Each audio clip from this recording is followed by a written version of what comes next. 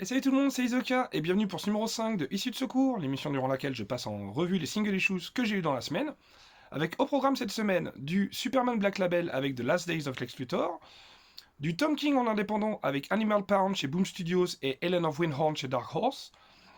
On ira chez Image Comics avec la gamme Universal Monsters avec les numéros 1 à 4 de Dracula, et puis on terminera avec les numéros 3 de Six Fingers et les numéros 3 de Infernals, toujours chez Image Comics. On commence donc avec Superman The Last Days of Lex Luthor de Mark Waid et Brian Hitch. Ici, vous apercevez la variant cover de Chris Samney, qui est un artiste que j'aime énormément. Et avant de vous parler de ce numéro 1 de Last Days of Lex Luthor, il faut que je vous parle un tout petit peu de sa publication. Il est sorti en septembre 2023 chez DC Comics, donc il y a maintenant un petit moment. Et le gros souci, c'est qu'à ce jour, le numéro 2 n'est toujours pas sorti. Alors, c'est un vrai couac éditorial. Alors, qui peut s'expliquer? L'équipe créative se défend en disant que il était prévu et convenu entre elle et DC Comics que finalement il devait d'abord produire et écrire, dessiner les 3 premiers numéros avant qu'ils soient publiés. Donc une fois que la série Black Label est terminée, ensuite DC devait la publier. Visiblement DC n'a pas respecté ses engagements parce que ils ont publié le numéro 1 en septembre 2023, sachant que les autres ne sont pas prêts. La suite elle a été reportée au 12 mars dernier. Le numéro 2 n'est toujours pas sorti. Et à ce date, la date du numéro 2, c'est TBD, to be determined, donc date à déterminer. On n'a toujours pas de date pour le numéro 2, et c'est franchement dommage. Pourquoi? Parce que ce numéro 1 de Superman The Last Days of Lex Luthor, c'était franchement très bien. Donc c'est écrit par Mark Waid, je le disais, et dessiné par Brian Hitch. On a un Brian Hitch qui est ancré par Kevin Nolan, et je trouve que ça fait des merveilles, c'est super beau. Moi j'aime vraiment beaucoup. Je trouve qu'on a un Brian Hitch qui revient en forme là récemment entre Ultimate Invasion, Redcoat et ça. On a franchement du beau travail. On a vraiment quelque chose d'assez convaincant. Alors évidemment, si vous êtes allergique aussi de Brian Hitch, c'est pas ça qui va vous réconcilier avec cet artiste. Mais en tout cas, pour ceux qui ont trouvé qu'il était en petite forme ces 4-5 dernières années, là franchement, je trouve que déjà on a vraiment un super travail de sa part. Donc ça parle de quoi, Superman The Last Days of Lex Luthor? Si vous vous débrouillez un tout petit peu en anglais, vous l'aurez compris. Ça parle de Lex Luthor qui est mourant. Il est mourant, ce sont ses derniers jours du coup, et il va voir Superman et il lui demande de l'aider, en fait, tout simplement, à trouver un remède. Il lui demande de l'aider à trouver un remède, et c'est ça qui est extraordinaire, c'est-à-dire que Superman et Lex Luthor sont des ennemis traditionnels et héréditaires, et malgré cela, Lex Luthor connaît très bien Superman. Il sait que par amour pour l'humanité, Superman ne peut pas dire non, en fait, à quelqu'un qui est en souffrance, en détresse, et qui est mourant. Donc c'est ça qui est génial, c'est que à la fois Superman ne peut pas dire non à cette requête, et en même temps, est-ce que c'est juste par humanité, par amour pour l'humanité, ou est-ce qu'il y a autre chose? Et c'est ça qui est intéressant dans ce comic, c'est-à-dire que ce comic, il s'ouvre sur un flashback, et il se terminera sur un flashback sur l'adolescence de Clark Kent, une adolescence durant laquelle il aurait côtoyé Lex Luthor. Et ils se seraient rapprochés et ils auraient eu une relation, évidemment. Alors je ne vais pas rentrer dans les détails, mais une relation où ils pourraient se rapprocher dans le sens où tous les deux sont un petit peu des exclus chacun de leur côté. Ce sont des personnes qui ont du mal à être acceptées par la société ou être comprises par elle de par leurs différences, évidemment. Donc c'est ça qui est vraiment génial, c'est cet aller-retour entre le présent et le passé. Est-ce que finalement Superman fait ça par amour pour l'humanité, cette quête pour aider Lex Luthor à trouver un remède à sa maladie incurable, ou est-ce par once de culpabilité, est-ce par égoïsme tout simplement? Et ça je trouve c'est vraiment génial de voir que Superman de temps en temps peut aussi penser à lui, avoir des remords par rapport à ce qu'il a pu faire par le passé, qu'il regretterait. Vraiment ça je trouve ça assez génial. On a un cliffhanger qui est assez sympa là-dessus. Donc vraiment, moi, c'est un numéro que j'ai beaucoup aimé. J'ai trouvé très efficace et qui est assez original, voilà. D'imaginer qu'il y aurait pu avoir un passé durant lequel ils se seraient connus, Clark Kent et Lex Luthor, où ils auraient noué une relation. Et où il y a, voilà, dans ce passé, quelque chose, peut-être un drame, quelque chose un trauma qui s'est passé et qui aurait des conséquences sur le présent par rapport à justement les décisions de Superman. Donc vraiment, c'est quelque chose que j'ai trouvé très intelligent, très bien. Et j'espère que le numéro 2 sortira dans pas trop longtemps. Donc je vous conseille vraiment cette série, évidemment, je vous conseille d'attendre que tous les numéros soient sortis, parce que sinon c'est un peu frustrant l'attente, et j'imagine ceux qui ont adoré, qui l'ont lu en septembre, ouais, ils doivent pas être très contents d'attendre quasiment un an. On enchaîne avec Tom King en indépendant. Et oui, Tom King, même s'il a signé un contrat d'exclusivité avec DC Comics par rapport au Big Two, eh bien, il a envie un petit peu d'aller voir ce qui se passe chez les indépendants, on le sait. Ça fait maintenant 14 numéros qu'il s'éclate avec Love Everlasting avec Elsa Chartier chez Image Comics. On en a parlé dans Issue de secours numéro 3, qui est une série que j'aime beaucoup, même si j'étais un petit peu circonspect au départ. Malgré l'excellent pitch le pitch de départ est génial, très original, mais très vite, je trouve qu'on tournait un petit peu en rond, hein, sans mauvais jeu de mots. Mais il y avait un numéro 5 avec des révélations qui étaient super. Le deuxième arc était un petit peu longué, mais avec un numéro 10 qui était poignant, qui était émouvant, qui m'a ému presque aux larmes, je vais être honnête avec vous. Donc vraiment, j'aime beaucoup les Everlasting, et le troisième arc, du 11 au 14, j'ai trouvé excellent. Alors là, qui est plein de révélations, on sent que tout prend forme et toutes les pièces du puzzle sont installées, enfin, c'est vraiment super. Et là, je vais vous parler cette fois de Animal Pound chez Boom Studios, qui est une mini-série prévue en 4 numéros normalement. Donc là, je vais vous parler des 3 premiers numéros. Là, c'est le numéro 1, donc c'est de Tom King au scénario et de Peter Gross au dessin. Peter Gross qui a notamment travaillé sur, hop, vous voyez là, Books of Magic, sur la deuxième série. Et là, je vous présente le numéro 3 du coup. Donc, Animal Pound, qu'est-ce que c'est? Eh bien, ça parle d'un refuge animalier. D'un refuge animalier qui comporte principalement des chiens, des chats et des lapins. Et en fait, au sein de ce refuge, vous allez avoir une discussion entre une jeune chatte, Fifi, et un vieux chien, Lucky. Et Lucky, que vous voyez là, hop, en fait, c'est un petit peu le chien par lequel va naître l'espoir et une idéologie selon laquelle, en fait, la liberté des animaux, donc le fait de s'affranchir un petit peu de l'esclavage de leurs maîtres, les hommes, elle ne peut être qu'effective qu'en prônant l'union et l'unité de tous les animaux. Et c'est un petit peu l'idée qui va vouloir faire naître et faire germer au sein de tous les animaux, à savoir que ils ont beaucoup plus de choses en commun que de différences finalement. Et que en unissant leurs forces et leurs compétences, ils peuvent très bien s'organiser et essayer de faire une sorte de révolution. Et de permettre, en fait, parce que le gros problème pour eux, c'est ce qu'ils disent, c'est qu'ils ne sont pas moins rapides ou moins forts ou moins intelligents que les hommes, c'est juste que les hommes ont ce quelque chose en plus que les animaux n'ont pas, et ce quelque chose en plus, il est matérialisé par les portes. Les humains peuvent ouvrir des poignées de porte. Et ça, c'est vraiment ce qui bloque les animaux, ils sentent bien que c'est ce qui les freine, et c'est une des étapes en fait qui les gêne vers la liberté, qui les empêche d'atteindre cette liberté qu'ils veulent tous. Et c'est ça qui est assez génial, c'est qu'ils vont s'organiser, donc on va vraiment avoir une organisation de ces animaux qui vont vouloir bien faire en sorte que les portes doivent toujours rester ouvertes. Et c'est ça qui est super intéressant avec Tom King, c'est qu'on a souvent des expressions, des leitmotivs qui reviennent. On en parlait avec Hadas dans un encre de bulle qui devrait bientôt être mis en ligne. À savoir, dans Mr. Miracle, on a Dark Side Is, qui revient souvent. Là, j'en parlais tout à l'heure dans la série indépendante chez Image Comics, on a Love is Everlasting. On a souvent quelque chose qui revient comme ça. Ici, il y a Remember Lucky. Lucky, c'est ce chien qui vraiment visionnaire, qui prônait cette idée d'unité, de révolution et d'organisation sociale et de justice et de politique qui est possible dans cette communauté animalière. Donc ça, c'est vraiment génial. Et on a The doors shall remain open, les portes doivent rester ouvertes, quoi. Vraiment, ça, c'est fondamental. Donc on a vraiment, je trouve que c'est un comics super intéressant. Déjà, Peter Gross, au niveau des animaux, c'est parfait. Au niveau des postures, des comportements, enfin, on reconnaît, si vous avez des chats, des chiens ou même des lapins, vous reconnaissez clairement leurs habitudes, leurs besoins, leurs caractéristiques, leur personnalité. C'est vraiment super. Et du coup, on a un comics qui va s'intéresser à beaucoup de thématiques, à savoir la cohabitation, comment est-ce qu'on peut répondre aux besoins et aux envies de chacun, en fonction des chats, des chiens, des lapins. Comment faire pour avoir des ressources alimentaires, et comment faire pour avoir des ressources tout court, comment faire pour générer de l'argent, comment créer cette société, cette communauté animalière, qui répond à la fois aux besoins et aux envies de chacun, mais sans que ce soit des entraves à la liberté de chacun.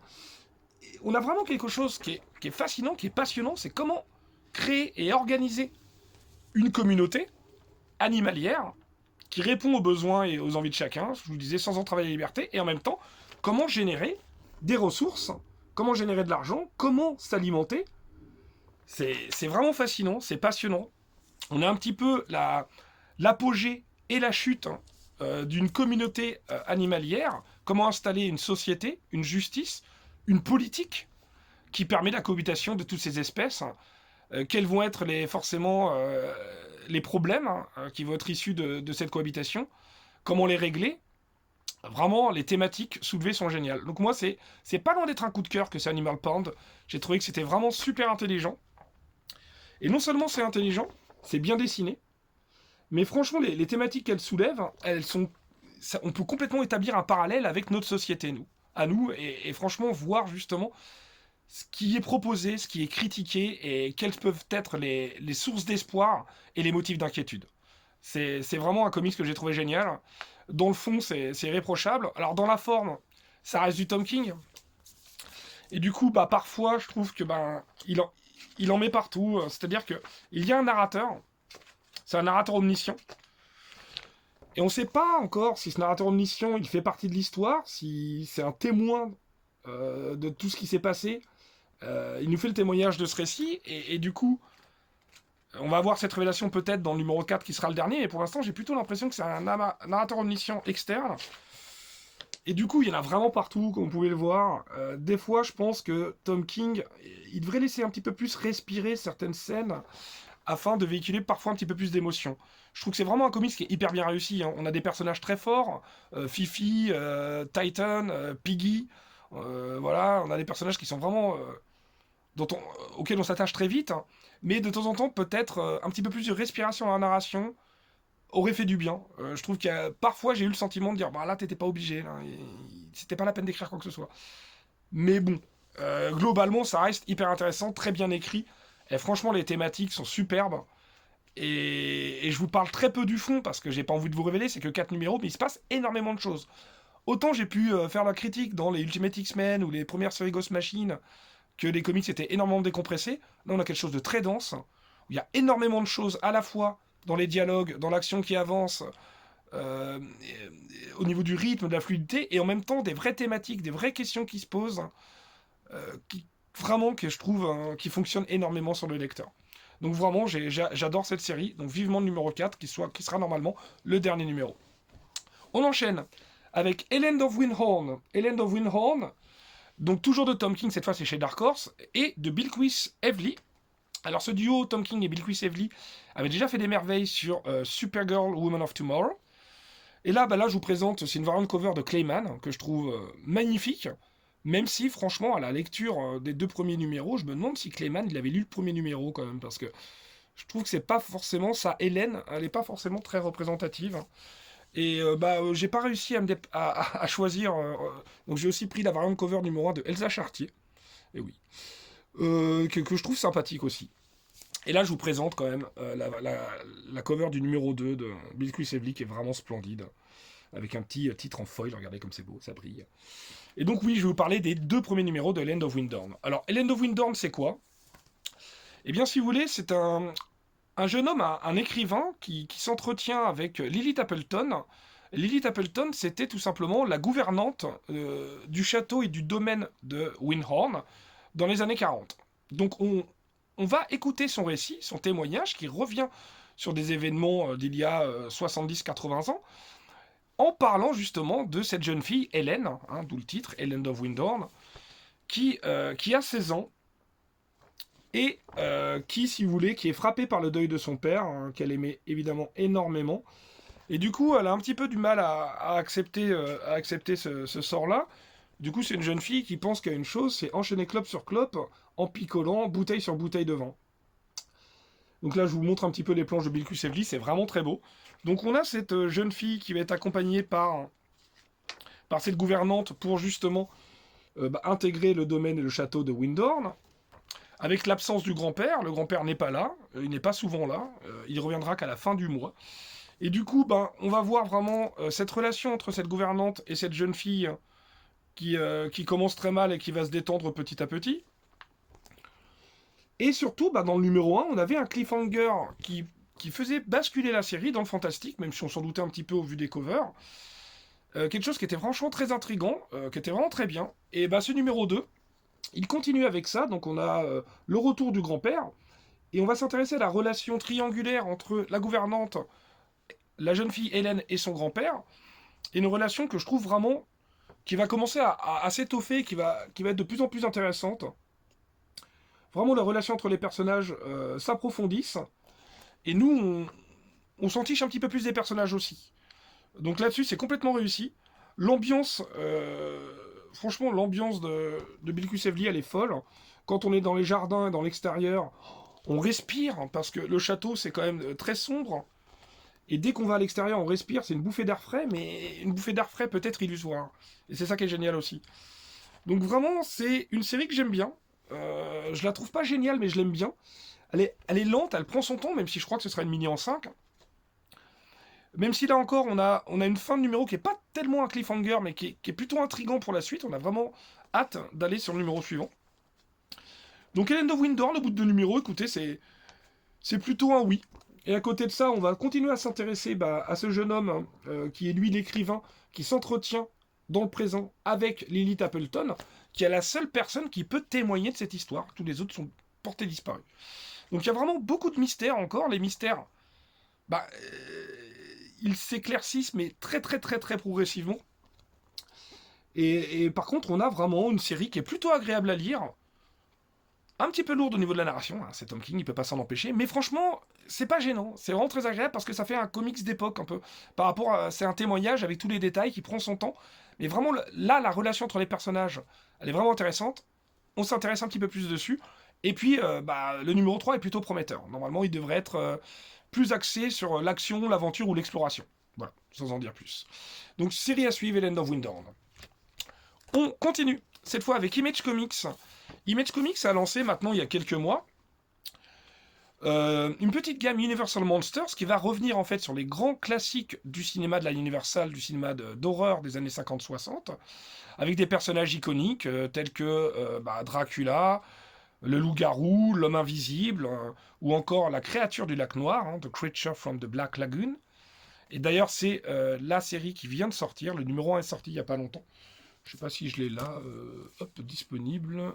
Non, c'est pas grave, si, il est là. Hop, je vous montre vite fait quand même. Je l'ai pas encore lu, donc c'est pour ça que je n'en fais pas la review.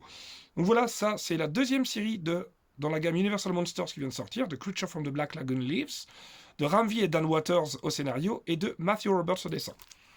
Alors là, je vous présente Dracula. Dracula, scénarisé par James Tynion IV et dessiné par Martin Simmons. Alors, là, je vous présente des connecting covers de Jason Shawn Alexander que je trouve absolument superbe, qui était disponible pour le local Comic Shop Day. Regardez-moi ça, c'est superbe. Donc je les ai en double évidemment parce que j'ai quand même pris la numéro 1 de Martin Simmons et la numéro 2 de Martin Simmons. Donc oui, Universal Monsters Dracula, donc je vous l'ai dit, scénarisé par James Tynion IV et dessiné par Martin Simmons. Évidemment, l'équipe créative qui est sur Department of Truth, l'excellente série Department of Truth, qui est pour moi peut-être la meilleure série indépendante de ces 4-5 dernières années. Vraiment, j'aime énormément. D'ailleurs, qui revient au mois de juin. Donc on est ravis. Donc Dracula, écoutez, moi ça a été une énorme claque visuelle. Tout simplement. Donc par contre, il explique bien, James Tynion IV et Martin Simmons expliquent bien que c'est vraiment une adaptation à la lettre du roman de Bram Stoker. On n'est pas là pour faire une adaptation libre, où il y a vraiment une volonté de respecter l'œuvre. Et on a vraiment l'impression d'avoir de l'art séquentiel, enfin des tableaux de Martin Simmons en art séquentiel, quoi. C'est vraiment incroyable. Rien que l'apparition titre sur 2 pages à chaque fois, c'est superbe. Alors je vais pas toutes vous les montrer, parce que ce serait dommage. Il faut que je vous laisse un petit peu la surprise, mais je vais vous en montrer une quand même. Il y a quand même des planches, regardez-moi ça, c'est des véritables tableaux. Évidemment avec une colorisation qui est incroyable, avec des dominances rouges et noires. Et c'est évidemment Martin Simmons qui fait aussi la colo. Vraiment ce qu'il propose, moi j'ai trouvé ça dingue. Donc c'est une histoire qui est vraiment qui est classique. Je vais pas trop vous la révéler parce qu'elle se lit assez facilement et vraiment de manière très agréable. Voilà, on a la science contre un petit peu la religion. On a cette époque un petit peu, cette époque victorienne. On a à la fois cette volonté d'émancipation et cette crainte de l'inconnu et de l'étranger. On a plein de choses qui sont vraiment fascinantes. Et alors je vous le dis, moi les planches Martin Simmons, là vraiment, elles sont vraiment folles. Moi j'ai pris une bonne claque là sur 4 numéros. C'est vraiment super chouette. Je voulais vous montrer notamment l'apparition titre du numéro 3 que j'ai trouvé folle, mais folle. Regardez-moi ça. C'est un tableau. C'est un tableau le truc. Oh, c'est fou. Vraiment, je trouve que autant sur Department of Truth, hein, que j'aime énormément, mais je peux comprendre qu'on puisse être gêné par les dessins de Martin Simmons, parce que en fait, on est très impressionné. Je trouve que c'est très imposant comme dessin. On se trouve tout petit devant ce comic book. Et les dessins de Martin Simmons, ils sont pour quelque chose. Autant là, je trouve que c'est des tableaux qui nous émerveillent, qui nous effraient, et qu'on admire, mais qu'on n'arrive pas à lâcher des yeux, quoi. C'est vraiment quelque chose d'une efficacité folle. Hein. Et moi, je me suis régalé pendant ces 4 numéros, vraiment au niveau de l'ambiance, de l'immersion. C'est vraiment un régal. Donc vraiment, j'ai adoré ça. Donc je sais pas si toutes les séries vont être aussi réussies au niveau de l'ambiance et de l'atmosphère. On verra, je vous dirai ça avec The Creature from the Black Lagoon Leaves. Mais vraiment, ce Dracula, quoi, je pense que ça sortira en VF, j'espère. C'est vraiment hyper agréable à lire. Ça mériterait un beau format, un beau grand format pour le compte. Mais bon, moi je me suis régalé quand même comme ça en lisant que les single issues, quoi. Voilà. On termine rapidement avec 2 numéros 3 de Image Comics, dont j'ai parlé, je crois, il y a 2 émissions dans l'issue de secours numéro 3. Avec le Six Fingers numéro 3, toujours de Dan Waters et Sumit Kumar. Alors on a toujours vraiment quelque chose que je trouve super beau. Hein. Sumit Kumar, c'est vraiment magnifique. Et alors là, on a un numéro 3 qui est un numéro tournant. Clairement, dans le diptyque One Hand, Six Fingers, hein, je vous rappelle, One Hand de Ramvi et Laurence Campbell, et Six Fingers donc de Dan Waters et de Sumit Kumar. On a vraiment quelque chose de super beau, et on a un épisode, à mon avis, central, qui est fondamental. Donc je vous montre quelques planches, mais je vais faire très très très très attention à ne rien spoiler. Et c'est vraiment fascinant, c'est toujours aussi bien. Là, on a un numéro qui répond directement forcément au numéro 3 de One Hand, et qui donne toujours un petit peu plus. C'est-à-dire qu'à la fois, il y a un numéro qui fait écho, au numéro précédent, puisqu'on a un autre angle de vue, hein, je vous l'avais expliqué. Et en même temps, à chaque fois, on nous donne un petit peu plus quand même, parce que sinon, ce serait un poil frustrant. On nous donne ce qu'il faut, c'est vraiment super. Donc c'est le 6e numéro sur 10, donc le prochain numéro sera le numéro 4 de One Hand. Je vais peut-être pas vous en parler à chaque fois comme ça, mais là, juste pour vous dire que c'est un numéro charnière, qui met une grosse claque. Et vraiment, c'est un énorme coup de cœur. Ce diptyque One Hand Six Fingers, foncez dessus quand ça sortira en VF, ou si jamais vous êtes intéressé en VO. Et on termine par le numéro 3 de Infernals toujours, de Ryan Parrott et Noah Gardner au scénario, et de John Pearson au dessin. Je vous en avais déjà parlé, j'avais parlé des 2 premiers numéros. Donc là, c'est toujours cette guerre de succession, donc Abraham, le fils du diable, l'antéchrist, qui cherche un successeur puisqu'il est mourant, parmi ses 3 enfants, hein, Jackal, Nero et Baphomet. Et là, on va voir un numéro qui est beaucoup plus axé action. Donc entre deux camps qui s'affrontent, hein, je vous en avais parlé un petit peu, évidemment, le camp infernal et le camp angélique.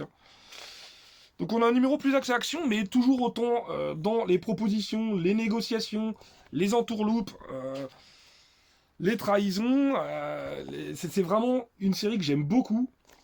Là, on va avoir aussi le personnage de Lilith, hein, qui est une succube et qui est l'ex-femme d'Abraham, qui va faire une proposition très intéressante, mais très dangereuse. À côté de ça, on a un des enfants, donc Jackal, un des enfants de Abraham, qui lui aussi va faire un marché avec son père, mais on ne sait pas exactement de quoi il va en retourner. En tout cas, ça va être très intriguant.